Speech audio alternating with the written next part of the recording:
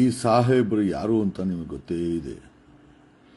ಇವರು ಮಾಜಿ big boss contestant ಜೊತೆಯಲ್ಲಿ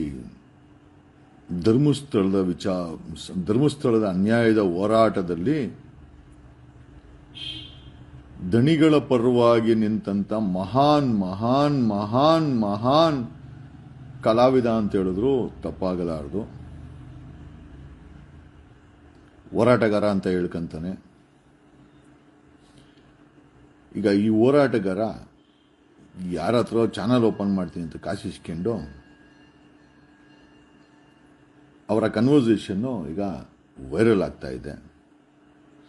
ನನಗೂ ಇದನ್ನು ಯಾರು ಕಳಿಸ್ಕೊಟ್ರು ಪರ್ಸನಲ್ಲು. ಯಾಕಂದರೆ ಸಾಲ ಮಾಡಿದವ್ರು ಯಾರೂ ಇಲ್ಲ.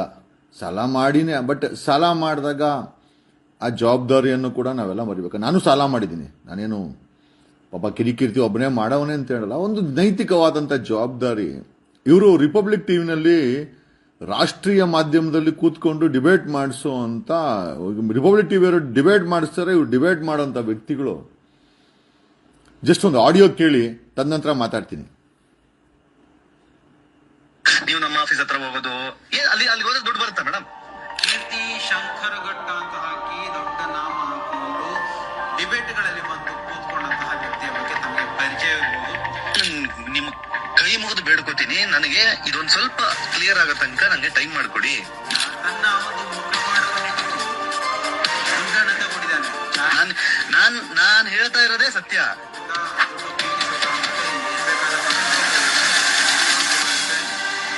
ಓಡೋಗೋ ಜನ ಅಲ್ಲ. ಹಲೋ ಹಾಯ್ ಎಲ್ಲರೂ ನಮಸ್ಕಾರ, welcome back to Janata agent. ನೆನ್ನೆಯ ಮಟ್ಟಿಗೆ ದೊಡ್ಡ ಮಟ್ಟದಲ್ಲಿ ಸಾಮಾಜಿಕ ಜಾಲತಾಣದಲ್ಲಿ ನಮಸ್ಕಾರ ಕರ್ನಾಟಕ. ನಮಗೇನು ಯಾರ ಬಗ್ಗೆನೂ ಮಾತಾಡಿ ನಮಗೇನು ಸಿಗಲ್ಲ.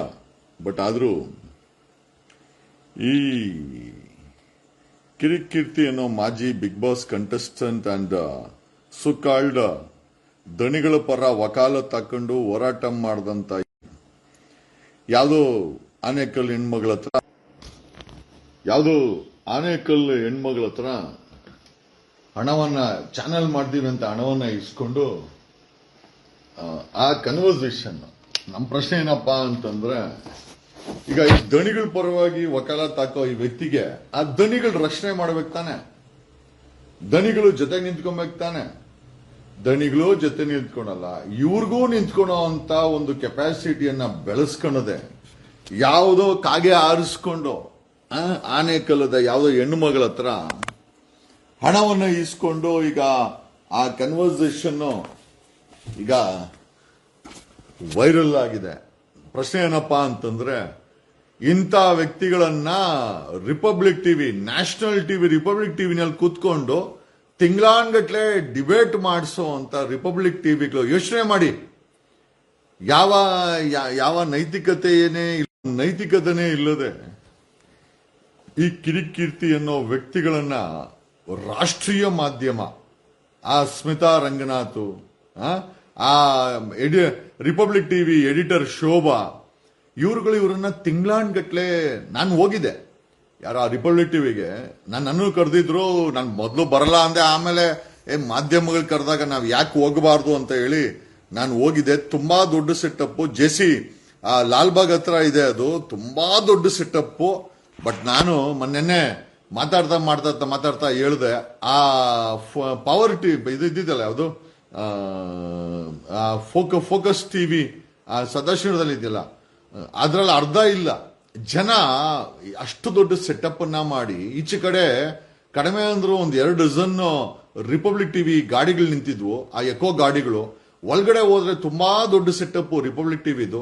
ಆದರೆ ಎಂಪ್ಲಾಯೀಸ್ಗಳ ಸಂಖ್ಯೆ ಎಷ್ಟು ಕಡಿಮೆ ಆಗಿದೆ ಅಂತಂದ್ರೆ, ಮುಂಚೆ 100 ಇತ್ತು ಅಂತಂದ್ರೆ ಇವತ್ತು ಕೇವಲ 20%ಗೆ ರಿಪಬ್ಲಿಕ್ ಟಿವಿಯ ಒಂದು ದಿವಸ, if I am not wrong, Republic TV ಬಾಗ್ಲಾಕೊಂಡು ಹೋಗೋದಂತೂ ಗ್ಯಾರಂಟಿ. ಯಾಕೆ ಅಂತಂದ್ರೆ ಅವರುಗಳು ತಗೊಂಡಂತ ಸ್ಟ್ಯಾಂಡ್ ಇದೆಯಲ್ಲ, ಆ ಧರ್ಮಸ್ಥಳದ ವಿಚಾರದಲ್ಲಿ ರಿಪಬ್ಲಿಕ್ ಟಿವಿ ಅಂತವರು ಒನ್ ಸೈಡೆಡ್ ಸ್ಟೋರಿಯನ್ನ ಪ್ರಮೋಟ್ ಮಾಡಕ್ಕೆ ಬಿದ್ದಂತ ಪಾಡಿದ್ಯಲ್ಲ ನೋಡಿ. ಆ ಧರ್ಮಸ್ಥಳದ ಶಾಪ, ಆ ಧರ್ಮಸ್ಥಳದ ಸತ್ತೋರ ಶಾಪ ರಿಪಬ್ಲಿಕ್ ಟಿವಿ ಚಾನೆಲ್ಗೆ ದೊಡ್ಡ ಲತ್ತೆಯಾಗಿ ಬಿದ್ದಿದೆ.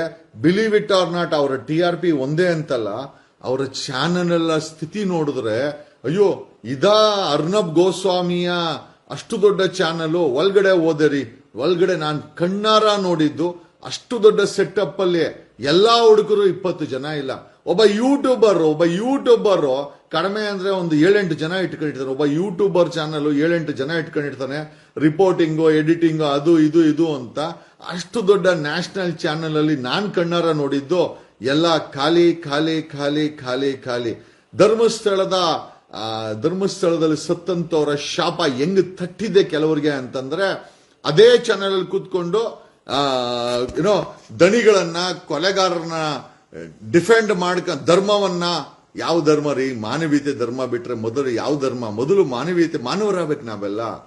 ಒಬ್ಬನಿಗೆ ನನಗೆ ನೋವಾಗುತ್ತೆ, ಇನ್ನೊಬ್ರಿಗೆ ನೋವಾಗುತ್ತೆ. ಆಮೇಲೆ ಇವರೆಲ್ಲ ಮಾಡಿದ್ದು ಏನಕ್ಕೋಸ್ಕರ ಅನ್ಕೊಂಡಿದ್ದೀರಾ? ಯಾವುದೋ ಒಂದು ತೆವಳಿನ ವಿಚಾರಕ್ಕೋಸ್ಕರ ಇವರೆಲ್ಲ. ಅಲ್ಲಿ ಸತ್ತೋರು ಯಾರು ಇವ್ರ ಹೆಣ್ಮಕ್ಳು ಆಗಿರ್ಲಿಲ್ಲ. ಆ ರಿಪಬ್ಲಿಕ್ ಟಿವಿ ಕೊಲೆಗಾರರ ಪರವಾಗಿ, ದಣಿಗಳ ಪರವಾಗಿ ನಿಂತ್ಕೊಂಡಿದ್ದೆ. ಲತ್ತೆ ಹೊಡೆದಿದೆ ರೀ ರಿಪಬ್ಲಿಕ್ ಟಿವಿಗೆ, ದೊಡ್ಡ ಲತ್ತೆ ಹೊಡೆದಿದೆ. ಅಷ್ಟು ದೊಡ್ಡ ಸೆಟಪ್ ಅಲ್ಲಿ ಹುಡುಗರು 20 ಜನ ಇಲ್ಲ. TRP ನೆಲ ಕಚ್ಚಿದೆ. ಅಲ್ಲಿ ಕಾರ್ಯಕ್ರಮ ಮಾಡೋರು ಮುಖದಲ್ಲಿ ಯಾವುದೇ ಕಳೆ ಇಲ್ಲ. ಈ ಮಟ್ಟಕ್ಕೆ ಅರ್ನಬ್ ಗೋಸ್ವಾಮಿಯ ಒಂದು ಸಮಯದಲ್ಲಿ ಅರ್ನಬ್ ಗೋಸ್ವಾಮಿ ಟೈಮ್ಸ್ ನೋವಲ್ಲಿ ಒಬ್ಬ ನಿರೂಪನಾಗಿ ಕೆಲಸ ಮಾಡ್ತಾ ಇದ್ದ. ಇವತ್ತು 3-4 ಸಾವಿರ ಕೋಟಿ ಬೆಲೆ ಬಾಳುವಂತ ನ್ಯೂಸ್ ಚಾನೆಲ್ ಸೆಟಪ್ ಮಾಡಿದ್ದಾನೆ ಅಂತಂದ್ರೆ, ಬಡ ರಿಪೋರ್ಟರ್ ಅಂತ ಹೇಳ್ತಾ ಇದ್ದಂತ ಒಂದು ಸಮಯ ಆಗಿದ್ರೆ, ಇವತ್ತು ಚಾನೆಲ್ ಓನರ್ಗಳ ಬಗ್ಗೆ ಮಾತಾಡುವಂತ ಸಮಯ. ಅದೇ ಚಾನೆಲ್ ಅಲ್ಲಿ ಕೂತ್ಕೊಂಡು ಆ ಧರ್ಮಸ್ಥಳದ ವಿರುದ್ಧವಾಗಿ ಯಾವ ಚಾನೆಲ್ ಅಪಪ್ರಚಾರ ಮಾಡಕ್ ಕೂತ್ಕೊಂತೋ ಆ ಚಾನಲ್ ಇವತ್ತು ಒಂದಲ್ಲ ಒಂದು ದಿವಸ ಬೀದಿಗೆ ಬರುತ್ತೆ. ಯಾಕೆ ಬೀದಿಗೆ ಬರುತ್ತೆ, ಬಾಕಲು ಆಗುತ್ತೆ ಅಂತ ನಾನೇನು ಅವ್ರಿಗೆ ಕೇಡನ್ನ ಬಯಸ್ತಾ ಇಲ್ಲ. ಬಟ್ ಅವ್ರ TRP ಯಾಕೆ ಬಿದ್ದೋಗಿದೆ, ಅವರ ಚಾನಲ್ ಅಲ್ಲಿ ಜನ ಯಾಕೆ ಕೆಲಸ ಕಡಿಮೆ ಆಗ್ತಾ ಇದೆ? ಕಾರಣ ಇಷ್ಟೇ, ಜನ ರಿಪಬ್ಲಿಕ್ ಟಿವಿಯನ್ನ ನೋಡ್ತಾ ಇಲ್ಲ. ಏನೋ ಇವರು ಮಹಾಭಾರತ, ರಾಮಾಯಣ ಅಂತೇಳಿ ಹೆಸರುಗಳಿಟ್ಕೊಂಡು ಓಡಿಸ್ಬೋದಷ್ಟೇ. ಆಡುವ ಮಾತಲ್ಲಿ ಕೊಡುವಂತ ನ್ಯೂಸ್ ಅಲ್ಲಿ ಸತ್ಯ ಇಲ್ಲ, ಬರೀ ಸುಳ್ಳೆ ತುಂಬಿದೆ, ಬರೀ ಕುಯುಕ್ತಿ ತುಂಬಿದೆ ಅಂತಂದ್ರೆ ನಿಜವಾಗ್ಲೂ ಹೇಳ್ತೀನಿ, ಈ ಒಂದು ರಿಪಬ್ಲಿಕ್ ಟಿವಿಗೆ ಬಂದಿರುವಂತ ಗತಿ ಕರ್ನಾಟಕದ ಬೇರೆ ಚಾನೆಲ್ಗಳು ಎಷ್ಟೇ ಮಾಡಬೇಕು. ಒನ್ ಸೈಡ್ ಸ್ಟೋರಿ, ದುಡ್ಡುಗೋಸ್ಕರ ಸ್ಟೋರಿ, ಆಮೇಲೆ ಅವ್ರು ಯಾವನೋ ಎಂಜಿಲ್ ಕಾಸು ಹಾಕ್ತಾನೆ, ಎಂಜಿಲ್ ಬ್ರೀಫ್ ಕೇಸ್ ಕೊಡ್ತಾನೆ, ನಿಮ್ಮ ಚಾನೆಲ್ಗೆ ಅಡ್ವರ್ಟೈಸ್ಮೆಂಟ್ ಕೊಡ್ತಾನೆ, ಅವನು ಬೂಟು ನಕ್ಕೊಂಡು ನೀವು ನ್ಯೂಸ್ಗಳನ್ನ ತೋರಿಸಿದ್ರೆ ಖಂಡಿತವಾಗಿ ಕರ್ನಾಟಕದ ಜನ ನಿಮ್ಮನ್ನ ಎಲ್ಲಿ ಮಡಗಬೇಕು ಅಂತ ಆಲ್ರೆಡಿ ಆಸ್ ಸೀನ್.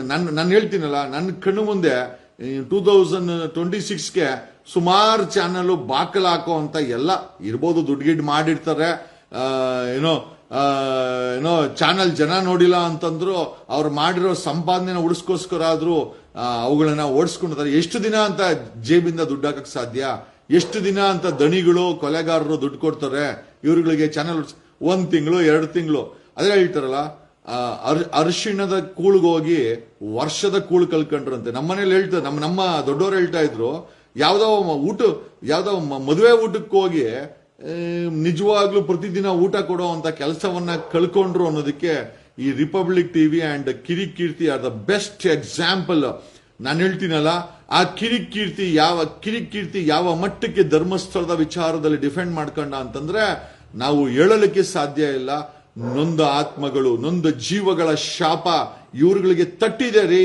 ಧರ್ಮಸ್ಥಳದ ವಿಚಾರದಲ್ಲಿ ಕಿರಿಕೀರ್ತಿಗೆ ತಟ್ಟಿದೆ ಅಂತಂದ್ರೆ, ರಿಪಬ್ಲಿಕ್ ಟಿವಿಗೆ ತಟ್ಟಿದೆ ಅಂತಂದ್ರೆ, ಧರ್ಮಸ್ಥಳದ ಖಾಲಿ ಡಬ್ಬ ಅಂತ ಕಂಪ್ಲೇಂಟ್ ಕೊಟ್ಟವ್ರ ಮೇಲೆ ದೂರುಗಳನ್ನ ದಾಖಲಿಸಿ ಅವ್ರ ಮೇಲೆ ಚಾರ್ಜ್ ಶೀಟ್ ಮಾಡಿದಾರಲ್ಲ, ನೀವು SIT ಅವರು ಬೀದಿಗೆ ಬರ್ತಿರಲ್ಲ ಒಂದೇ ಒಂದು ದಿವಸ.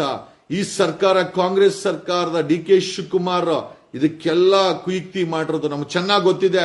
We know it is not home minister ಆ ತರ ಎಲ್ಲ ದಾಟಿ ಕೆಲಸ ಮಾಡಲ್ಲ. ಈ ಎಲ್ಲಾ ಕುಯುಕ್ತಿನೂ ಕೂಡ ಈ ಒಂದು ಧರ್ಮಸ್ಥಳದ ಕೇಸು ಹಳ್ಳ ಹಿಡಿಬೇಕು ಅಂತಂದ್ರೆ ಕಾಂಗ್ರೆಸ್ ಪಕ್ಷದ DK ಶಿವಕುಮಾರ ಈ ಹಳ್ಳ ಹಿಡಿಸೋದ್ರಲ್ಲಿ ಮೂಲ ವ್ಯಕ್ತಿ ಅಂತ ನನಗೆ ಚೆನ್ನಾಗಿ ಗೊತ್ತಿದೆ. ಅದನ್ನ ಒಪ್ಕೊಂತನೋ ಬಿಡ್ತಾನೋ ಒಂದಂತೂ ನಿಜ, ಇವತ್ತು ಜನರಿಗೆ ಧರ್ಮಸ್ಥಳದ ವಿಚಾರದಲ್ಲಿ ತನ್ನದೇ ಆದಂತ ಐ ಥಿಂಕ್ ಸುಳ್ಳನ್ನ ತೋರ್ಸಕ್ಕೆ ಹೋದಂತ ರಿಪಬ್ಲಿಕ್ ಟಿವಿ ಇವತ್ತು ಜನ ನೋಡಲಾಗದಂತ ಪರಿಸ್ಥಿತಿಗೆ ಬಂದು ನಿಂತಿದೆ. ರಿಪಬ್ಲಿಕ್ ಟಿವಿನಲ್ಲಿ ದಣಿಗಳ ಪರವಾಗಿ, ಕೊಲೆಗಾರರ ಪರವಾಗಿ ಡಿಫೆಂಡ್ ಮಾಡ್ಕೊಂಡಂತ ಈ ಕಿರಿಕೀರ್ತಿ ಈಗ ಚಾನೆಲ್ ಮಾಡ್ತೀವಿ ಅಂತ ಯಾರ ಹತ್ರ ದುಡ್ಡು ಇಸ್ಕೊಂಡು ಬಡ್ಡಿ ಕಾಸು ಕೊಟ್ಟಿಲ್ಲ, ಗಂಟು ಕೊಟ್ಟಿಲ್ಲ, ಅದ್ಯಾವುದೋ ದೊಡ್ಡ ದೊಡ್ಡ ಟ್ರಾನ್ಸಾಕ್ಷನ್ ಮಾಡಿಸ್ಬಿಟ್ಟವನಂತೆ. ಹಂಗಾಗಿ ಅಕೌಂಟ್ ಫ್ರೀಸ್ ಆಗ್ಬಿಟ್ಟಿದೆ ಅಂತೆ. ಸತ್ಯ ಹೇಳೋ ಮಾರಾಯ, ಸಾಲ ನಾವು ಮಾಡಿದೀವಿ ಕಿರಿಕೀರ್ತಿ, ನೀನ್ ಒಬ್ಬನೇ ಅಲ್ಲ. ಟಾಟಾ ನಗರದಲ್ಲಿ ಇರ್ಬೇಕಾದ್ರೆ ಆ ಕಿರಾಣಿ ಅಂಗಡಿಯವನು ಹೇಳ್ತಾ ಇದ್ದ, ಕಿರಿಕೀರ್ತಿ ಒಂದು 5,000 ರೂಪಾಯಿ, ಯಾರೋ ಮುಸ್ಲಿಮು, ಯಾವ ಮುಸ್ಲಿಂ ಅವ್ರನ್ನ ನೀನ್ ಬೈತೀಯೋ ಆ ಮುಸ್ಲಿಮ್ದು ಅಂಗಡಿ ಇತ್ತಲ್ಲ ಟಾಟಾ ನಗರದಲ್ಲಿ, ನಮ್ಮ ಮನೆ ಪಕ್ಕದಲ್ಲಿ ಟಾಟಾ ನಗರ, ಆ ಟಾಟಾ ನಗರದಲ್ಲಿ ಆ ಮುಸ್ಲಿಂ ಕಿರಾಣಿ ಅಂಗಡಿಯವನಿಗೂ ಕೂಡ 6,000. ಅವನು ಹೇಳ್ದ, ಸರ್ ನಮ್ ಕಿರಿಕೀರ್ತಿ ಅವ್ರಿಗೆ ಹೋಗ್ಲಿ ಬಿಡಿ ಸರ್ ಅಂತ ಹೇಳ್ದ. ನೋಡೋ ಕಿರಿಕೀರ್ತಿ, ಜೀವನ ಮಾಡೋದು ತುಂಬಾ ಇಂಪಾರ್ಟೆಂಟು. ನೈತಿಕವಾಗಿ ಒಂದು ಮಟ್ಟದಲ್ಲಿ ನೈತಿಕವಾಗಿ ಜೀವನ ಮಾಡೋದು ಒಂದು ಇಂಪಾರ್ಟೆಂಟು. ನೀವು ಯಾವ ದಣಿಯನ್ನ, ಯಾವ ಕೊಲೆಗಾರರನ್ನ ನೀವು ಸಪೋರ್ಟ್ ಮಾಡಿಕೊಂಡು ಯಾವ ಟಿವಿನಲ್ಲಿ ಕೂತ್ಕೊಂಡ್ರ, ಆ ಟಿವಿ ರಿಪಬ್ಲಿಕ್ ಟಿವಿ ಎಕ್ಕುಟ್ಟು ಹೋಗಿದೆ. ಅಲ್ಲಿ ಜನ ಇಲ್ಲ.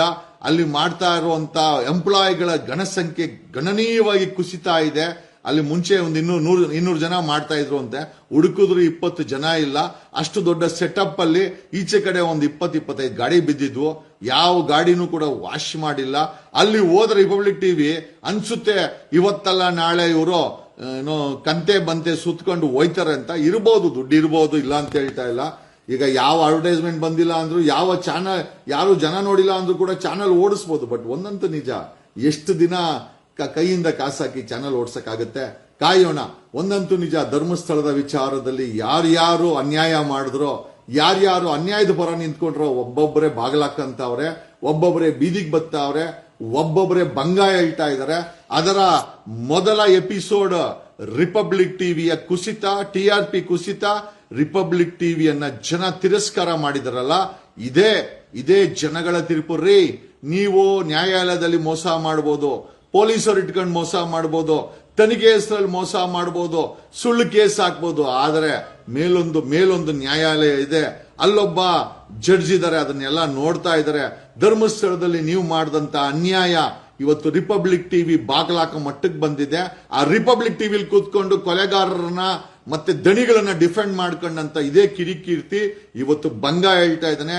Kirik Keerthi, this is A start. ಆ ಧರ್ಮಸ್ಥಳದ ಶಾಪ ನಿನಗೆ ತಟ್ಟಿದೆ ಕಣೋ, ಅಲ್ಲಿ ಸತ್ತಿರೋರ ಶಾಪ ತಟ್ಟಿದೆ ನಿನಗೆ. ಅದಕ್ಕೋಸ್ಕರನೇ ಈ ತರ ಬಂಗ ಹೇಳ್ತಾ ಇರೋದು. ನಾನು ಹೇಳ್ತೀನಲ್ಲ, ನಿನ್ ಕಾನೂನಿಂದ ತಪ್ಪಿಸ್ಕೊಬಹುದು, ನೀನು ಸುಳ್ಳು ಹೇಳ್ಕೊಂಡು ಕಾಗೆ ಹಾರಿಸ್ಬೋದು. ಒಂದಂತೂ ನಿಜ, ಸತ್ಯ ಸತ್ತನೇ ಅಲ್ವಾ? ನೀನು ಯಾವ ದೊಡ್ಡ ಬಿಸ್ನೆಸ್ ಮಾಡ್ತೀಯ ಗುರು? ಸ್ಪೀಡ್ ನ್ಯೂಸ್ ಅಲ್ಲಿ ಕೆಲಸ ಮಾಡ್ತಾ ಇದ್ದೆ, ನನಗೂ ಚೆನ್ನಾಗಿ ಗೊತ್ತಿದೆ. ಬಿಗ್ ಬಾಸ್ ಅಲ್ಲಿ ಮಾಜಿ ಕಂಟೆಸ್ಟೆಂಟು. ಇನ್ಮೇಲಾದ್ರೂ ಸತ್ಯ ಹೇಳು, ಯಾರ್ದೋ ಶಾಪ ನೀನ್ ಯಾಕೋ ತಗೊಂತೀಯ ಕಣೋ? ಅವನು ಯಾವನೋ ಕೊಲೆ ಮಾಡಿದ್ರೆ ಅವ್ನು ಜೈಲ್ಗೆ ಹೋಗ್ತಾನೆ, ಅಥವಾ ಅವನಿಗೆ ಭಗವಂತ ಶಿಕ್ಷೆ ಕೊಡ್ತಾನೆ. ನೀನ್ ಯಾರು ಕಣೋ? ಇದೇ ರಿಪಬ್ಲಿಕ್ ಟಿವಿಲಿ ಕೂತ್ಕೊಂಡು ಸ್ಮಿತಾ ರಂಗನಾಥ್, ಆ ಚೀಫ್ ಎಡಿಟರ್ ಶೋಭಾ, ಆ ರಿಪಬ್ಲಿಕ್ ಟಿವಿನ ಏನ್ ಗತಿ ಮಾಡಿಟ್ಟಿದ್ರು? ಆ ಧರ್ಮಸ್ಥಳದ ದಣಿಗಳನ್ನ, ಕೊಲೆಗಾರರನ್ನ ಡಿಫೆಂಡ್ ಮಾಡ್ಕೊಳಕ್ ಹೋಗೆ ನೋಡಿ, ಅವ್ರ ಶಾಪ ಹೆಂಗ್ ತಟ್ಟಿದೆ. ಆ ರಿಪಬ್ಲಿಕ್ ಟಿವಿ ಹೆಂಗ್ ತಟ್ಟಿದೆ ಅಂತಂದ್ರೆ, ಖಂಡಿತವಾಗಿ ₹1 ಆಮದಾನಿ ಅಂತೂ ಬರ್ತಾ ಇಲ್ಲ. ಇವ್ರಿಗೆ ಏನಾದ್ರೂ ಯಾರಾದ್ರೂ ದಣಿಗಳು ಪಣಿಗಳು ಕಾಸುಗಳು ಕೊಟ್ಟಿದ್ರೆ ಏನಾದ್ರು ಓಡಿಸ್ತಾ ಇರ್ಬೋದನ್ನ ನನಗಂತೂ ಗೊತ್ತಿಲ್ಲ. ರಿಪಬ್ಲಿಕ್ ಟಿವಿ ನೆಲ ಕಚ್ಚಿದೆ. ರಿಪಬ್ಲಿಕ್ ಟಿವಿಲಿ ಕೂತ್ಕೊಂಡು ಧರ್ಮಸ್ಥಳದ ಕೊಲೆಗಾರರನ್ನ, ಧರ್ಮಸ್ಥಳದ ದಣಿಗಳನ್ನ ಡಿಫೆಂಡ್ ಮಾಡ್ಕೊಂಡಂತ ಕಿರಿಕೀರ್ತಿಯ ಬಂಗ ಇದ್ದೋಗಿದ್ದಾನೆ. ಸಾಲ ನಾವು ಮಾಡ್ಕೊಂಡಿದ್ದೀವಿ, ನಾವು ಸಾಲ ಇಲ್ದಿರ ಬದುಕ್ ಬಂದಿಲ್ಲ ಕಿರಿಕೀರ್ತಿ. ಬಟ್ ಆ ಸಾಲದಲ್ಲಿ ಒಂದು ನೈತಿಕತೆ ಇದೆ, ಆ ಸಾಲದಲ್ಲಿ ಒಂದು ಜವಾಬ್ದಾರಿ ಇದೆ, ಆ ಸಾಲದಲ್ಲಿ ಇರೋದ್ರಲ್ಲಿ ಒಂದು ಸತ್ಯ ಇದೆ. ನಾವುಗಳು ಕೂಡ ಸಾಲ ಮಾಡ್ಕೊಂಡೇ ಬೆಳ್ಕೊಂಡ್ ಬಂದವರು. ಬಟ್ ಆದರೆ ಯಾವನ್ನೋ ನಾವು ವಕಾಲ ತಕಕ್ ಹೋಗಿ ನಾವುಗಳು ಸುಳ್ಳು ಹೇಳಿ, ನಾವು 7 ಕೋಟಿ ಜನ ಇಂಪಾರ್ಟೆಂಟು, ನ್ಯಾಯ ಇಂಪಾರ್ಟೆಂಟು, ಈ ಜನ ಸಾಗರ ಇಂಪಾರ್ಟೆಂಟು, ಈ ಕನ್ನಡಿಗರು ಇಂಪಾರ್ಟೆಂಟು. ಎಷ್ಟ್ ದಿನ ಕೊಡ್ತಾನ ಆ ದಣಿ ಕಾಸು? ಎಷ್ಟ್ ದಿನ ಕೊಲೆಗಾರನ್ ಕಾಸು ಕೊಡ್ತಾನೆ? ಜಾಸ್ತಿ ದಿನ ನಡೆಯಲ್ಲ ಇವೆಲ್ಲ. ಯಾವತ್ತೇ ಆಗಿರ್ಲಿ ಹೇಳ್ತೀನಲ್ಲ, ಕತ್ಲಾದ್ಮೇಲೆ ಬೆಳಕು ಬರಲೇಬೇಕು, ರಾತ್ರಿ ಆದ್ಮೇಲೆ ಬೆಳಕು ಬರಲೇಬೇಕು. ಸತ್ಯ ಹೇಳ್ದಲ್ಲ, at the end of the tunnel there is always a ray of hope ಅಂತ. ಬೆಳಕಿರ್ಲೇಬೇಕು. ನಾವು ಒಂದು ಟನಲ್ ನ ಕೊನೆಯಲ್ಲಿ ಒಂದು ಬೆಳಕು ಕಾಣಿಸ್ಲೇಬೇಕು. ಆ ಬೆಳಕೋಸ್ಕರ ನಾವೆಲ್ಲ ಕಾಯ್ತೀವಿ. ಆಮೇಲೆ ಒಂದಂತೂ ನಿಜ ಹೇಳ್ತೀನಲ್ಲ, ನೀವುಗಳು ಸೇರ್ಕೊಂಡು ಮಾಡಿದಂತ ಗುಂಪುಗಾರಿಕೆ, ನೀವು ಬರೀ ನಿಮ್ಮ ಐಡಿಯಾಲಜಿನ ಪ್ರೊಟೆಕ್ಟ್ ಮಾಡ್ಕೊಳಕೋಸ್ಕರ 3 ಪಕ್ಷಗಳು ಕೂಡ ಈ ಧರ್ಮಸ್ಥಳದ ಕೊಲೆಗಾರ ದಣಿ, ಅವನ ಜೊತೆ ಇರೋ ಗ್ಯಾಂಗ್ಗಳ ಜೊತೆ ನೀವುಗಳು ಸೇರ್ಕೊಂಡ್ರಿ. ಕುಮಾರಸ್ವಾಮಿ ಪಾದಯಾತ್ರೆ ಮಾಡಿದ ಕೊಲೆಗಾರರ ಪರವಾಗಿ. ಮೂರೂ ಪಕ್ಷಗಳು ಈ ಕೊಲೆಗಾರರ ಪರವಾಗಿ ನಿಂತ್ಕೊಂಡ್ರು. ಆದ್ರೂ ಸತ್ಯ ಅನ್ನೋದು ಎಷ್ಟು ಪವರ್ಫುಲ್ ಅನ್ನೋದಂದ್ರೆ ನಿಮ್ಮಗಳಿಗೆ ನಿಮ್ಮ ಯೋಗ್ಯತೆಯನ್ನ ತೋರಿಸ್ತಾ ಇದೆ. ಯಾವ ಕೊಲೆಗಾರರ ಪರವಾಗಿ, ಯಾವ ದಣಿಗಳ ಪರವಾಗಿ ಮೂರು ಪಕ್ಷಗಳು ನಿಂತ್ಕೊಂಡು ನಿಮ್ಮ ಗತಿ 2028ಕ್ಕೆ ಜನ ತೋರಿಸ್ತಾರೆ. This is just A start. Republic ಟಿವಿಯ ಫಾಲೋ ಈ ಒಂದು ಧರ್ಮಸ್ಥಳದಲ್ಲಿ ಈ ಒಂದು ಕಿರಿಕೀರ್ತಿಯ ಕಿರಿಕೀರ್ತಿಯ ಪರಿಸ್ಥಿತಿ ಇದೆಯಲ್ಲ, ಇದು ಧರ್ಮಸ್ಥಳದ ವಿಚಾರದಲ್ಲಿ ಯಾರ್ಯಾರು ವಿರೋಧ ಮಾಡಿ ಅನ್ಯಾಯ ಮಾಡಿದ್ರಲ್ಲ, ಹೇಳನಲ್ಲ, ಪೊಲೀಸರು ಅಡ್ರೆಸ್ ಮರ್ತೋಗ್ಬೋದು, ಕೋರ್ಟ್ ಅಡ್ರೆಸ್ ಮರ್ತೋಗ್ಬೋದು, ಕೊನೆ ಪಕ್ಷ ನಾನು ಮರ್ತೋಗ್ಬೋದು. ನಾನೇನು ದೊಡ್ಡವನೇನಲ್ಲ, ಈ ಪ್ರಕೃತಿಯ ಕ್ರಿಯೇಷನ್ ನಾನು ಕೂಡ ನಿಮ್ಮಲ್ಲಿ ಒಂದು ಭಾಗ. ಬಟ್ ಒಂದಂತೂ ನಿಜ, ಕರ್ಮ ಅನ್ನೋದು ನೀವು ಮಾಡಿರೋ ಸುಳ್ಳು, ನೀವು ಮಾಡಿರೋ ದ್ರೋಹ ಈ ನಾಡಿಗೆ, ಈ 7 ಕೋಟಿ ಜನರಿಗೆ, ಆ ಸತ್ತಿರೋ ಆತ್ಮಗಳಿಗೆ ಖಂಡಿತ ಅದು ಮರೆಯಲ್ಲ. ಕರ್ಮ ನಿಮ್ಮನ್ನು ಹುಡ್ಕೊಂಡು ಬಂದೇ ಬರುತ್ತೆ. ಇವತ್ತು ರಿಪಬ್ಲಿಕ್ ಟಿವಿಗೆ ಕರ್ಮ ಹೋಗಿದೆ, ಬರೀ ಸುಳ್ಳನ್ನ ಹೇಳಿ ಧರ್ಮಸ್ಥಳದ ವಿಚಾರದಲ್ಲಿ. ಈ ರಿಪಬ್ಲಿಕ್ ಟಿವಿಯ ಬೆಳವಣಿಗೆ ಕುಸಿದು ಹೋಗಿದೆ. ರಿಪಬ್ಲಿಕ್ ಟಿವಿ ಖಾಲಿ ಹೊಡಿತಾ ಇದೆ. ರಿಪಬ್ಲಿಕ್ ಟಿವಿನ ಜನ ತಿರಸ್ಕಾರ ಮಾಡಿದರೆ, ರಿಪಬ್ಲಿಕ್ ಟಿವಿನ ನೋಡೋರಿಲ್ಲ ಅಂತಂದ್ರೆ ಅದು ಧರ್ಮಸ್ಥಳದ ನೊಂದವರು ಪ್ರೊಟೆಸ್ಟ್ ಮಾಡಿದ್ರು 16ನೇ ತಾರೀಕು. ಕೊಂದವರು ಯಾರು ಅಂತ, ಆ ಕೊಂದವರ ಪರವಾಗಿ ನಿಂತ್ಕೊಂಡಂತ ರಿಪಬ್ಲಿಕ್ ಟಿವಿಗೆ ಆ ನೊಂದವರ ಶಾಪ, ಸತ್ತವರ ಶಾಪ ಖಂಡಿತ ತಟ್ಟಿದೆ. ಇದರಲ್ಲಿ ಎರಡನೇ ಮಾತೇ ಇಲ್ಲ. ಇನ್ನೊಂದು, ಆ ರಿಪಬ್ಲಿಕ್ ಟಿವಿ ಆಗಿದ್ಮೇಲೆ ಆ ರಿಪಬ್ಲಿಕ್ ಟಿವಿಲಿ ಕೂತ್ಕೊಂಡು ಕೊಲೆಗಾರರನ್ನ, ದಣಿಗಳನ್ನ ಡಿಫೆಂಡ್ ಮಾಡ್ಕೊಂತ ಇದ್ದಂತ ಆ ಕಿರಿಕೀರ್ತಿ ಚಾನೆಲ್ ಓಪನ್ ಮಾಡ್ತೀವಿ ಅಂತ ಹೇಳಿ ಇವತ್ತು ಬಡ್ಡಿ ಕಟ್ಟಿಲ್ಲ, ಗಂಟೂ ಕೊಟ್ಟಿಲ್ಲ. ಅವರಿಗೆ ಸುಳ್ಳುಗಳ ಮೇಲೆ ಸುಳ್ಳುಗಳ ಈ ಒಂದು ಕಲ್ಲರ್ಗಳನ್ನ ಒಡ್ಕೊಂಡು ಆಹಾ, ಆ ಕಿರಿಕೀರ್ತಿ, ಆ ನಿನ್ನ ಬಿಗ್ ಬಾಸ್ಗೆ ಹೋಗಿದ್ದು, ನಿನ್ನ ಈ ಮಾತುಗಳು, ಈ ಕಾಗೆ ಆರಿಸೋದು, ಆ ದಣಿಗಳು ಹೇಳೋ, ಫೋನ್ ಮಾಡಿ ಆ ಸಾಲ ಕೊಡಕ್ಕೆ ನಿಮ್ಮ ದಣಿಗೆ ನೀನ್ ಯಾರ ಪರವಾಗಿ ನಿಂತ್ಕೊಂತ ಇದೆ ಫೋನ್ ಮಾಡಿ ಹೇಳೋ. ಯಾಕೆ ಅವನ್ನ ಸಪೋರ್ಟ್ ಮಾಡಲ್ಲ? ಇಷ್ಟೆಲ್ಲ ಸಪೋರ್ಟ್ ಮಾಡ್ತಾ ಇದೆ, ಹುಟ್ಟಿಸಿದ ಅಪ್ಪ ಅಮ್ಮನಿಗಿಂತ ಜೋರಾಗಿ ಸಪೋರ್ಟ್ ಮಾಡ್ತಾ ಇದ್ದೆ. ಕೇಳು, ಫೋನ್ ಮಾಡಿ ಧರ್ಮಸ್ಥಳಕ್ಕೆ, ದಣಿ ನಾನು ಒಂದಷ್ಟು ಸಾಲ ಮಾಡಿಕೊಂಡ್ಬಿಟ್ಟಿದ್ದೀನಿ, ಕೊಟ್ಟಿ ಅಂತ. ಯಾರು ಕೊಡಲ್ಲ ಕಣೋ, ನಿಮ್ದೆಲ್ಲ ಕನ್ಸಷ್ಟೇ. ಯಾರೋ ನಿಮ್ಮನ್ನ ಕೈ ಹಿಡಿತಾನೆ ಅಂತ. ನಿಮಗೆ ತೆವಳು ಮಾರ್ಕೆಟ್ ಅಲ್ಲಿ ಹೆಸರು ಮಾಡಬೇಕು ಅಂತ, ಒಳ್ಳೆ ಕೆಲಸ ಮಾಡಿನೂ ಕರ್ನಾಟಕದ ಮಾರ್ಕೆಟ್ ಅಲ್ಲಿ ಹೆಸರು ಮಾಡಬಹುದು. ಅದಕ್ಕೆ ನಾನೇ ಉದಾಹರಣೆ. ನನ್ನ ಉಗಿದಿರ್ಬೋದು, ತೆಗೆದಿರ್ಬೋದು, ಬೈಕೊಂಡಿರ್ಬೋದು, ನನ್ನ ಬೆಳವಣಿಗೆ ಯಾರು ನಿಲ್ಸಕ್ಕಾಗಿಲ್ಲ. ಯಾಕಂತಂದ್ರೆ ನಾನು ಇರೋದ್ರಲ್ಲಿ ಸತ್ಯದ ಪರವಾಗಿ ನಿಂತ್ಕೊಂಡೆ. ಎಲ್ಲೋ ಕೆಲವೊಂದು ಟೈಮು ಏರಿಳಿತಗಳು ಆಗಿರ್ಬೋದು, ಯಾಕಂದ್ರೆ ನಾನು ಮನುಷ್ಯನೇ, ನಾನೇನು ದೊಡ್ಡ ಪರ್ಫೆಕ್ಟ್ ಅಂತ ಹೇಳಕ್ಕೋಲ್ಲ. ಬಟ್ ಒಂದಂತೂ ನಿಜ, ಧರ್ಮಸ್ಥಳದ ವಿಚಾರದಲ್ಲಿ ಅನ್ಯಾಯದ ಪರವಾಗಿ ನಿಂತ್ಕೊಂಡಂತ, ದಣಿಗಳ ಪರವಾಗಿ ನಿಂತ್ಕೊಂಡಂತ, ಮತ್ತೆ ನೊಂದವರ ವಿರುದ್ಧ ನಿಂತ್ಕೊಂಡಂತ ರಿಪಬ್ಲಿಕ್ ಟಿವಿ ಬಾಕಲಾಕೋ ಮಟ್ಟಕ್ಕೆ ಬಂದಿದೆ. ರಿಪಬ್ಲಿಕ್ ಟಿವಿಯನ್ನ ಕರ್ನಾಟಕದ ಜನ ತಿರಸ್ಕಾರ ಮಾಡಿದರೆ, ನೀವು ಯಾವುದೇ ಹೆಸರು ಹಾಕೊಂಡು ಓಡಿಸಿ, ಮಹಾಭಾರತ, ರಾಮಾಯಣ, ಹಂಗಾರೆ ನಮ್ಮ ಹಿಂದುತ್ವ ಇರೋದು ನೀವು ಸುಳ್ಳು ಹೇಳಿ ಮಾರ್ಕೆಟಿಂಗ್ ಮಾಡಕ ನೀವು ಇರೋದು, ನೀವು ಚಾನೆಲ್ಗಳು, ನೀವು ಯಾವ ಮಹಾಭಾರತ ಹಾಕೊಂಡ್ರು ಕೂಡ, ಯಾವ ರಾಮಾಯಣ ಅಂತ ಓಡಿಸಿದ್ರು ಕೂಡ ಜನ ನೋಡೋ ಮಟ್ಟದಲ್ಲಿಲ್ಲ. ನೀವು ನಿಮ್ಮ ಒಂದು ಯೋಗ್ಯತೆಯನ್ನ ಕರ್ನಾಟಕದಲ್ಲಿ ಮುಕ್ತಾಯ ಮಾಡ್ಕೊಂಡಿದ್ದೀರಾ. ನಿಮ್ದು ಇಟ್ ಈಸ್ ಎಲ್ಲ the republic TV is in ICU. ತರಬಹುದು. ಅರ್ನಬ್ ಗೋಸ್ವಾಮಿ ತುಂಬಾ ದೊಡ್ಡ ವ್ಯಕ್ತಿ, ಅವ್ರಿಗೆ ದುಡ್ಡಿಗೇನು ಕಡಿಮೆ ಇರಲ್ಲ. ಯಾರು ನೋಡಿಲ್ಲ ಅಂದ್ರೂ ಕೂಡ ಚಾನೆಲ್ ಓಡಿಸ್ಬೋದು, ನಡೆಸ್ಬೋದು, ಅದು ಬೇರೆ ವಿಚಾರ. ಬಟ್ ಇನ್ಮೇಲಾದ್ರೂ ಮಿಕ್ಕ ಚಾನೆಲ್ಗಳು ರಿಪಬ್ಲಿಕ್ ಟಿವಿಯಿಂದ ಪಾಠ ಕಲೀರಿ, ಸತ್ಯವನ್ನ ತೋರಿಸುವಂತ ಕೆಲಸ ಮಾಡಿ. ಸುಳ್ಳಿನ ಜೊತೆ ಮಲ್ಕೊಂಬೇಡಿ, ಸುಳ್ಳಿನ ಜೊತೆ ಮಕ್ಕಳು ಹುಟ್ಟಿಸ್ಬೇಡಿ. ಸುಳ್ಳಿನ ಮಕ್ಕಳನ್ನ ಹುಟ್ಟಿಸಿದ್ರೆ ಅದು ಸಾವಂತೂ ಖಂಡಿತ ಬರುತ್ತೆ ಅಂತ ಈ ಮೂಲಕ ಹೇಳುತ್ತಾ, ಕಿರಿಕೀರ್ತಿ, ನಾನು ಕೂಡ ಸಾಲ ಮಾಡಿದ್ದೆ, ಇಲ್ಲ ಅಂತ ಹೇಳ್ತಾ ಇಲ್ಲ. ಬಟ್ ನಾನು ಸಾಲ ಮಾಡಿದೆ ಆ ನೈತಿಕತೆ ಯಾವನ್ಗೋಸ್ಕರನ ಹೆಸರು ಹೇಳ್ಕೊಂಡು, ನಾನು ನಮ್ಮಪ್ಪನ ಹೆಸರು ಹೇಳಿದೆ ಹೊರ್ತು, ನಮ್ಮಪ್ಪನ ಹುಟ್ಟಿದೀನಿ ಅಂತ ಹೇಳಿದೆ ಹೊರ್ತು, ನಾನು ಬೇರೆಯವ್ರನ್ನ ಅಪ್ಪ ಅನ್ನಕ್ಕೂ ಹೋಗಿಲ್ಲ, ಅಥವಾ ಬೇರೆಯವ್ರನ್ನ ನಂಬ್ಕೊಂಡು ನನ್ನ ಜೀವನನೂ ಮಾಡಕ್ ಹೋಗಿಲ್ಲ. It is the me who decides my own fate. ನಾನು ನನ್ನ ಹಣೆ ಬರ ಬರ್ಕೊಂತೀನಿ ಹೊರ್ತು ಇನ್ ಯಾವನೋ ನನ್ನ ಹಣೆ ಬರನ ಬರೆಯಕ್ಕೆ ನಾನು ಬಿಡಕ್ ಹೋಗಲ್ಲ.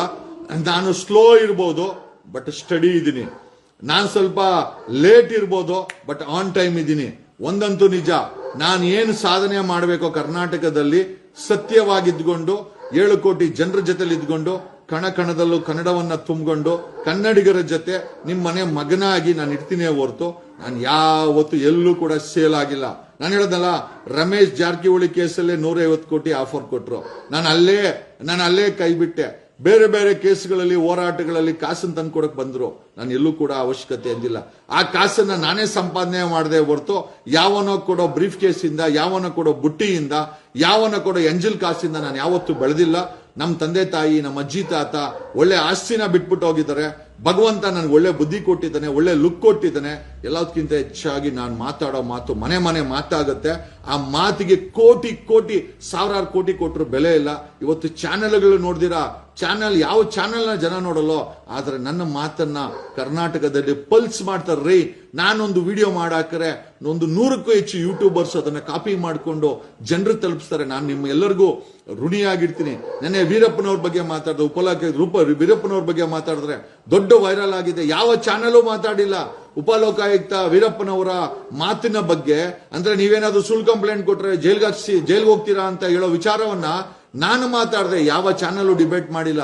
ನಾನು ಎಲ್ಲೇ ಅನ್ಯಾಯ ಕಂಡ್ರು ನನಗೆ ಬೇಜಾರಾಗುತ್ತೆ, ಎಲ್ಲೇ ಯಾರಿಗೆ ಮೋಸ ಆದ್ರೂ ನನಗೆ ಬೇಜಾರಾಗುತ್ತೆ. ಹಾಗಾಗಿನೇ ಧ್ವನಿ ಮಾಡೋದು. ನನ್ನ ಧ್ವನಿ ನಿಮ್ಮ ಧ್ವನಿನೇ ಹೊರತು ಬೇರೆ ಏನೂ ಅಲ್ಲ. ನೀವು ಮಾತಾಡಬೇಕು ಅಂತ ನಿಮ್ಗೂ ಅನ್ಸುತ್ತೆ. 7 ಕೋಟಿ ಜನರಿಗೆ, ಅದು ಆಟೋ ಡ್ರೈವರು, ಕ್ಯಾಬ್ ಡ್ರೈವರು, ಕೂಲಿ ಮಾಡೋನು, ಕಸ ಗುಡಿಸೋನು, ಡಾಕ್ಟ್ರು, ಇಂಜಿನಿಯರು, ಲಾಯರು, ರಾಜಕಾರಣಿ, ಬಿಸ್ನೆಸ್ ಮೆನ್ನು, ಚಾರ್ಟರ್ಡ್ ಅಕೌಂಟೆಂಟ್, ನಿಮ್ಗೆಲ್ಲರಿಗೂ ಅನ್ಸುತ್ತೆ. ಒಬ್ಬ ಪೇಂಟ್ರು, ಒಬ್ಬ ಕಾರ್ಪೆಂಟ್ರು, ಒಬ್ಬ ಚಪ್ಪಲಿ ಒಲಿಯೋನು, ಎಲ್ಲರಿಗೂ ಅನ್ಸುತ್ತೆ ಜಗದೀಶ್ ತರ ಮಾತಾಡಬೇಕು ಅಂತ. 100% ನೀವು ಏನ್ ಮಾತಾಡಬೇಕು ಅನಿಸ್ತಿರೋ ನಿಮ್ಮ ಪರವಾಗಿ ನಾನ್ ಮಾತಾಡ್ತೀನಿ. ನನ್ನ ಪ್ರತಿಯೊಂದು ಸತ್ಯದ ಮಾತು ನಿಮ್ಮ ಮಾತೇ, ಅದು ನಿಮ್ಮನೆ ಮಾತು. ನೀವು ಹೇಳ್ಬೇಕಂತ ಮಾತನ್ನ ನಾನು ಹೇಳ್ತಾ ಇದ್ದೀನಿ, ನಿಮ್ಮ ಪರವಾಗಿ ನಾನು ಹೇಳ್ತಾ ಇದ್ದೀನಿ. ಹಂಗಾಗಿ ನನ್ನ ಧ್ವನಿ ನಿಮ್ಮ ಧ್ವನಿನೇ ಅಂತ ಹೇಳುತ್ತಾ, ಧರ್ಮಸ್ಥಳದ ವಿಚಾರದಲ್ಲಿ ಅನ್ಯಾಯ ಮಾಡದಂತ ರಿಪಬ್ಲಿಕ್ ಟಿವಿ ನೆಲ ಕಚ್ಚಿದೆ. ಒಂದು ಸಮಯ ವೆಯ್ಟ್ ಮಾಡೋಣ. ಯಾವ ಧರ್ಮಸ್ಥಳದ ವಿಚಾರದಲ್ಲಿ ದಣಿಗಳ ಪರವಾಗಿ, ಕೊಲೆಬಾರರ ಪರವಾಗಿ ನಿಂತ್ಕೊಂಡಿದ್ದನೋ ಆ ಕಿರಿಕೀರ್ತಿ ಇವತ್ತು, ಆ ಕಿರಿಕೀರ್ತಿಯ ಬಾಳು, ಅವನ ಕನ್ವರ್ಸೇಷನ್ ದೇವರೇ ಬಲ್ಲ. ಕಿರಿಕು ಕೀರ್ತಿ, ನೀನು, ನಿನ್ನ ಸ್ಟೈಲು, ನೀನ್ ಹೇಳೋ ಮಾತು ಅಪ್ಪಪ್ಪ ಕೇಳಕ್ಕಾಗಲ್ಲ ಕಣೋ. ಕಿವಿನಲ್ಲಿ ರಕ್ತ ಬಂದ್ಬಿಡ್ತೆ ಕಣೋ. ಆ ತರ ಸುಳ್ಳು ಹೇಳ್ತೀಯಲ್ಲೋ. ಕಾಗೆ ಆರ್ಸಂಗಿದ್ರೆ ಕಿರಿಕೀರ್ತಿ ತರನೇ ಆರಿಸ್ಬೇಕು. ಚಾನಲ್ ನಡೆಸಿದ್ರೆ ರಿಪಬ್ಲಿಕ್ ಟಿವಿ ತರನೇ ನಡೆಸಬೇಕು. ಸುಳ್ಳು ಹೇಳಿ ರಾಜಕೀಯ ಮಾಡಂಗಿದ್ರೆ ಬಂಡೆ ತರನೇ ಮಾಡಬೇಕು. ಯಾಕೆ ಅಂತಂದ್ರೆ ಬಂಡೆಗೆ ಗೊತ್ತು ಹೆಂಗೆ ಸುಳ್ಳು ಹೇಳಿಸ್ಬೇಕು, ಹೆಂಗ್ ಕಾಗೆ ಆರಿಸ್ಬೇಕು ಅಂತ. ನೋಡ್ರಿ, ಕರ್ನಾಟಕದ ಅಸೆಂಬ್ಲಿನಲ್ಲಿ 5,000 ಕೋಟಿ ಸುಳ್ಳನ್ನ ಹೇಳದಂತ ಲಕ್ಷ್ಮೀ ಹೆಬ್ಬಾಳ್ಕರ್ ಲೆಕ್ಕ ಹಾಕೊಳ್ರಿ. 1-2 ರೂಪಾಯಿ ಎಲ್ಲ ಸುಳ್ಳು ಹೇಳಿರೋದು ಇವ್ರು ಹೇಳ್ತಾರೆ ಲೆಕ್ಕ ತಪ್ಪಾಯ್ತು ಅಂತ. 1 ರೂಪಾಯಿ 2 ರೂಪಾಯಿ ಲೆಕ್ಕ ತಪ್ಪಾಗಿರ್ಬೋದು. ಲಕ್ಷ್ಮೀ ಹೆಬ್ಬಾಳ್ಕರ್ ಅನ್ನೋ ಮಿನಿಸ್ಟರ್ 5,000 ಕೋಟಿ ಗೃಹಲಕ್ಷ್ಮಿ ಹಣವನ್ನ ಅಸೆಂಬ್ಲಿನಲ್ಲಿ ಸುಳ್ಳು ಹೇಳಿ ಕ್ಷಮಾಪಣೆ ಕೇಳಿ, ಲಕ್ಷ್ಮೀ ಹೆಬ್ಬಾಳ್ಕರ್ ಮೇಡಮ್ ಅವರೇ, ಆ DK ಶಿವಕುಮಾರ್ ಸವಾಸ ಸ್ವಲ್ಪ ಕಮ್ಮಿ ಮಾಡಿ. ಓಕೆ, ನಿಮ್ಮ ರಾಜಕೀಯ ಸ್ನೇಹಿತನೇ ಇರ್ಬೋದು. DK ಶಿವಕುಮಾರ್ ಮಾಡಿದ ಹೆಸರು ಜೊತೆ ಗುರ್ಸ್ಕೊಂಡವ್ರು ಯಾರು ಉದ್ಧಾರ ಆಗಲ್ಲ. ಖಂಡಿತ ಹೇಳ್ತೀನಿ. ಇರೋದ್ರಲ್ಲಿ ಸಿದ್ದರಾಮಯ್ಯನ ಜೊತೆ ಹೋಗಿ. ನಾನು ಹೇಳ್ತೀನಲ್ಲ, Siddaramaiah is a very talented politician. Even if I don't like Congress party, definitely I am is fan. Siddaramaiah ಅವ್ರ ಫ್ಯಾನ್ ಇದೀನಿ. ಏನಕ್ಕೆ ಅಂತಂದ್ರೆ ಅವರ ರಾಜಕೀಯದ ನಡೆನ ನಾನು ಕಲ್ತ್ಕೊಂತ ಇದ್ದೀನಿ. I am learning is steps. ಆ ರಾಜಕೀಯ ನಡೆ ಇದೆಯಲ್ಲ, ಖಂಡಿತವಾಗಿ ನಾನು ಕಲ್ತಿದ್ದೀನಿ. ಅಲ್ಲ, ದುರಾಂಕಾರವಾಗಿ ಮಾತಾಡೋರ್ನು ನಾನು ದಿನ ನೋಡಿದ್ದೀನಿ. ನಾನೇನು ಕಲಿಯಕ್ ಹೋಗಲ್ಲ. ಯಾಕಂದ್ರೆ ಆ ದುರಾಂಕಾರದ ಪರಮಾವಧಿನೇ ನಾನು ನೋಡಿದ್ದೀನಿ. ಅದೇನು ಬೇರೆ ವಿಚಾರ ಏನಲ್ಲ. ಲಕ್ಷ್ಮೀ ಹೆಬ್ಬಾಳ್ಕರ್ ಅವರೇ, ನೀವು ಅಸೆಂಬ್ಲಿಲಿ ಸುಳ್ಳು ಹೇಳಿದಿರಾ ಅಂತಂದ್ರೆ, ಆ ಸುಳ್ಳು ಕ್ಷಮಾಪಣೆ ಕೇಳಿದಿರಾ ಅಂತಂದ್ರೆ, ನೀವು ಸಿದ್ದರಾಮಯ್ಯನವ್ರನ್ನ ಫಾಲೋ ಮಾಡಿದ್ರೆ ಖಂಡಿತ ಸುಳ್ಳು ಹೇಳ್ತಾ ಇರ್ಲಿಲ್ಲ. ಅದಕ್ಕೊಂದು ಉಪಯೋಗ ಕೊಡ್ತಾ ಇದ್ರು. ಆ DK ಶಿವಕುಮಾರ್ನ ಫಾಲೋ ಮಾಡಿ 2028ಗೆ DK ಶಿವಕುಮಾರ ನಿಮ್ಮ ಸ್ನೇಹಿತ ಖಂಡಿತ ಸೋಲ್ತಾನೆ, ಕನಕಪುರದಲ್ಲಿ ಸೋಲ್ತಾನೆ. ಇದು ನನ್ನ ಭವಿಷ್ಯ. ನಾನು ಇವತ್ತು ಹೇಳ್ತೇನೆ. ನಾನು ಬಸವರಾಜ ಬೊಮ್ಮಾಯಿಗೆ ಹೇಳಿದ್ದೆ ನಿನ್ನ ಮಗ ಸೋಲ್ತಾನೆ ಅಂತ. ಕುಮಾರಸ್ವಾಮಿ ಅವ್ರಿಗೆ ಹೇಳಿದ್ದೆ ನಿಮ್ಮ ಮಗ ಚನ್ನಪಟ್ಟಣದಲ್ಲಿ ಸೋಲ್ತಾನೆ ಅಂತ. ನಾನೇನ್ ದೊಡ್ಡ ಸ್ವಾಮೀಜಿನೂ ಅಲ್ಲ, ಕಾವಿದಾರಿನೂ ಅಲ್ಲ. ನನಗೇನು ದೊಡ್ಡ ಜ್ಞಾನನೂ ಏನಿಲ್ಲ. ಏನು ದೇವರೇನು ಸ್ಪೆಷಲ್ ಆಗಿ ನನಗೇನು ಜ್ಞಾನನೂ ಕೊಟ್ಟಿಲ್ಲ. ಬಟ್ ಮುಂದಿನ ಭವಿಷ್ಯವನ್ನ ಇವತ್ತು ಆಡ್ತೀನಿ. ಆಮೇಲೆ ಇವತ್ತು ಆಡದನ್ನ ಮುಂದೆ ಒಂದು ಭವಿಷ್ಯ ಆಗುತ್ತೆ. ಯಾಕೆ ಅಂತಂದ್ರೆ ನಾನ್ ನೋಡೋದು ಸತ್ಯ, ಇರೋದ್ರಲ್ಲಿ ಮಾತಾಡೋದು ಸತ್ಯ. ಆ ಸತ್ಯವನ್ನೇ ಗ್ರಹಿಸ್ತೀನಿ, ಆ ಸತ್ಯವನ್ನೇ ಹೇಳಕ್ಕೆ ಪ್ರಯತ್ನ ಬೀಳ್ತೀನಿ. ನನಗೆ ಗೊತ್ತಿಲ್ಲ, ಆ ಭಗವಂತ ನಾನು ಹೇಳಿದ್ದನ್ನ ಸತ್ಯ ಮಾಡ್ತಾನೆ. ಹಾಗಾಗಿ ನಾನು ಹೇಳಿದ್ದೇನು ಅಂತಂದ್ರೆ, ಮೇಡಮ್ ನೀವು ಒಬ್ಬರು ಈ ರೀತಿ ಇಷ್ಟು 5,000 ಕೋಟಿ ಸುಳ್ಳು ಹೇಳಿದಿರ ಅಂತಂದ್ರೆ, ಆ ಮೊದಲು ಆ DK ಶಿವಕುಮಾರ್ ಸವಾಸ ಕಮ್ಮಿ ಮಾಡಿ. ಆ ಸದಾಶಿವ ನಡೆದ DK ಶಿವಕುಮಾರ್ ಆಯಪ್ಪ ಬಿಡಿ ಕಾಗೆ ಆರಿಸ್ತಾನೆ.